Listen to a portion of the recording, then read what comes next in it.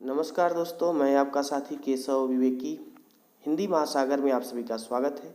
हिंदी भाषा और उसका इतिहास के तत्व हम अध्ययन कर रहे हैं। कुछ बातें हैं आपके लिए। हिंदी साहित्य का इतिहास पढ़ने के लिए रामचंद्र शुक्ल ही क्यों? साहित्य इतिहास लेखन के शुरुआती महत्वपूर्ण बिंदु जिसे जानना चाहिए। साहित्य लेखन की सबसे महत्वपूर्ण पद्धति के बारे में क्या जानते हैं? आप सभी से आग्रह है कि वीडियो पूरा देखें, तभी लाभ मिल सकेगा। रामचंद्र शुक्ल कृत हिंदी साहित्य का इतिहास का महत्व, साहित्य इतिहास लेखन की परंपरा का शुरुआती दृश्य, हिंदी साहित्य के इतिहास लेखन की पद्धतियाँ। रामचंद्र शुक्ल कृत हिंदी साहित्य का इतिहास का महत्व। साहित्य इतिहास लेखन में ग्रंथकारों की एक लंबी कतार है और उनकी अनेकानेक दृष्टि प्रस्तुत है। एक हिंदी का नया विद्यार्थी अध्ययन करते हुए हिंदी साहित्य के इतिहास को पढ़ना शुरुआत करता है तो उसके लिए लिखे सारे इतिहासकार भी बाधक बन जाते हैं। ज़्यादातर लोग रामचंद्र शुक्ल के द्वारा लिखी इतिहास हिंदी साहित्य का इतिहास को पढ़ने हेतु कहते हैं। आखिर क्यों? आज सभी आलोचकों के बीच इस ग्रंथ का सर्वोच्च स्थान है। यह सन 1929 में मूलतः नागरिक प्रचारणी सभा द्वारा प्रकाशित हिंदी शब्दसागर की भूमिका के रूप में हिंदी साहित्य का विकास के नाम से हुआ था।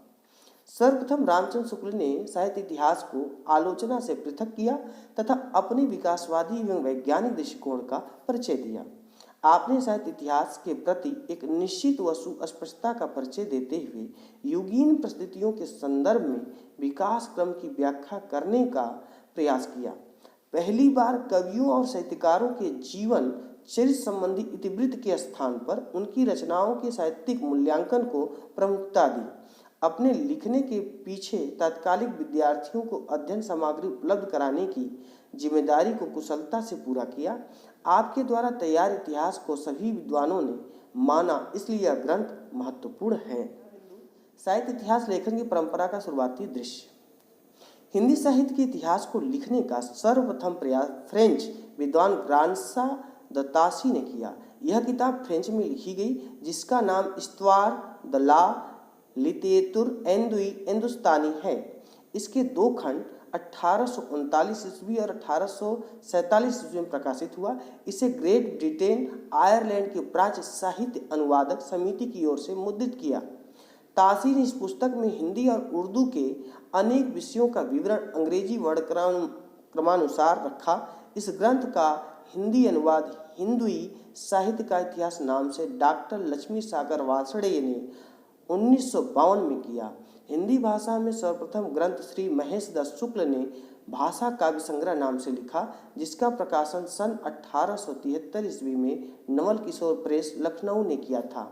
हिंदी भाषा में दूसरा महत्वपूर्ण ग्रंथ शिव सिंह सेंगर ने शिव सिंह सरोज के नाम से सन 1883 में लिखा।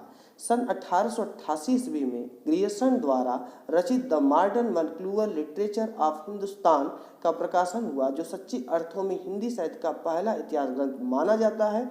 इस ग्रंथ का अनुवाद 1957 में डॉक्टर किशोरी लाल गुप्त ने हिंदी साहित्य का प्रथम इतिहास नाम से किया। मिश्र बंधु विनोद ने 4 भागों में हिंदी साहित्य का इतिहास लिखा। 1929 में रामचंद्र शुक्ल ने लिखा। सभी के अपने आधार और तथ्य रहे।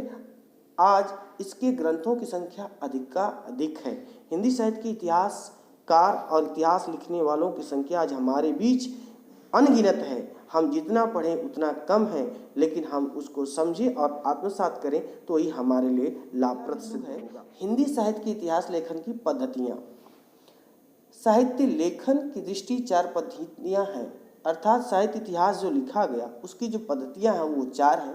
पहला, वर्णानुक्रम पद्धति में रचनाकारों के प्रथम वर्ण के क्रम में रखा जाता है। रचनाकारों का समय से कोई मतलब नहीं होता। इसमें इतिहास की तर्कसंगतता अपितु शब्दकोश नजर आता है। गारसा द तासी और शिव सिंह सेंगर ने इसका प्रयोग किया, यानी कहीं न कहीं अब किसी का नाम क से है, फिर ख से, ग से, घ से, तो इस तरह से समय का कोई तोल ही नहीं है। केदारनाथ सिंह को हम पढ़ें पहले और तुलसीदास जी को बाद में पढ़े तो ये क्रम थोड़ा सा अच्छा नहीं लगता है। तो ये शब्दकोश बन करके ये इतिहास लेखन रह गया, तो ये किसी काम का नहीं हुआ। कालानुक्रम पद्धति में रचनाकारों का विवरण उनके समय में दिया जाता है। रचनाकार की जन्मतिथि को आधार बनाया जाता है। यह पद्धति भी वर्णानुक्रम की तरह ही कविवृत्त संग्रह मात्र होते हैं। इसका प्रयोग जॉर्ज ग्रियर्सन और मिश बंधुओं ने किया, जबकि ग्रियर्सन में विधेयवादी पद्धति कुछ आरंभिक सूत्र मिलने लगते हैं। फिर अगला सिद्धांत है वैज्ञानिक पद्धति में ग्रंथकार निरपेक्ष एवं तटस्थ तथ्य संकलन कर उसे क्रमबद्ध में प्रस्तुत करता है। इतिहास लेखन सिर्फ तथ्य संकलन ही नहीं बल्कि उनकी व्याख्या एवं विश्लेषण की भी मांग करता है। इसे भी अपरपक्ष माना गया था तो अच्छा सिद्धांत, लेकिन यह भी सिद्धांत पूरी तरह से सही नहीं हुआ।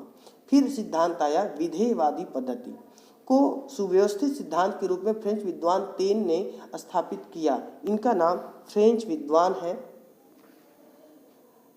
तेन ने इसे 3 शब्दों के माध्यम से स्पष्ट किया: जाति, वातावरण और क्षण विशेष। किसी भी साहित्य के इतिहास को समझने के लिए उसे संबंधित जाति परंपराओं, राष्ट्रीय और सामाजिक वातावरण एवं सामयिक परिस्थितियों का अध्ययन विश्लेषण आवश्यक है। इसका सर्वप्रथम प्रयोग रामचंद्र शुक्ल ने किया।